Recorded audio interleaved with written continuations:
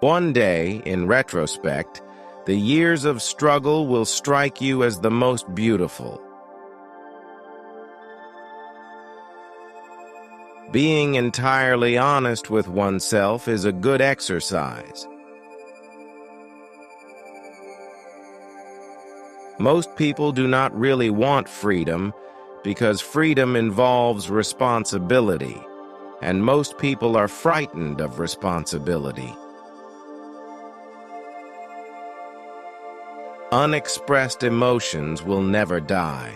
They are buried alive and will come forth later in uglier ways.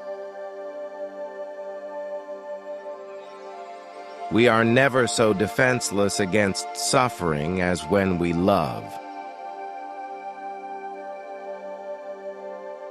Religious doctrines are all illusions.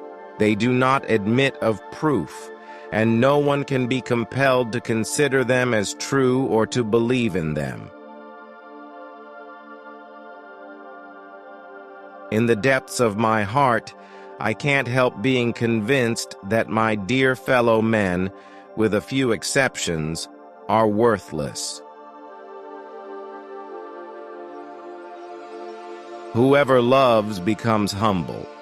Those who love have, so to speak, pawned a part of their narcissism. Immorality, no less than morality, has at all times found support in religion.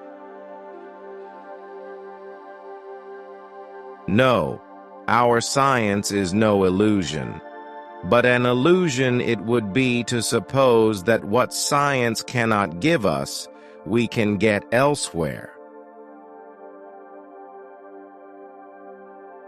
The virtuous man contents himself with dreaming that which the wicked man does in actual life. Religion is an illusion, and it derives its strength from the fact that it falls in with our instinctual desires. The behavior of a human being in sexual matters is often a prototype for the whole of his other modes of reaction in life.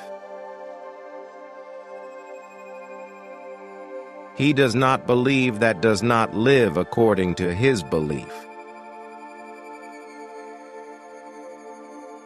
Where the questions of religion are concerned, people are guilty of every possible kind of insincerity and intellectual misdemeanor. Beauty has no obvious use, nor is there any clear cultural necessity for it. Yet civilization could not do without it. My love is something valuable to me which I ought not to throw away without reflection. The intention that man should be happy is not in the plan of creation. Men are more moral than they think, and far more immoral than they can imagine.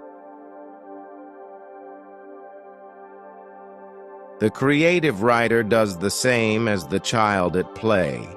He creates a world of fantasy which he takes very seriously. The more the fruits of knowledge become accessible to men, the more widespread is the decline of religious belief. Loneliness and darkness have just robbed me of my valuables.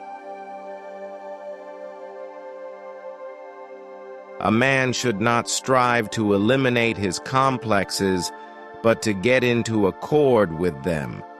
They are legitimately what directs his conduct in the world.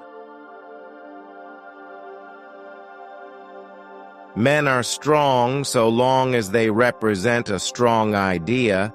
They become powerless when they oppose it. The ego is not master in its own house.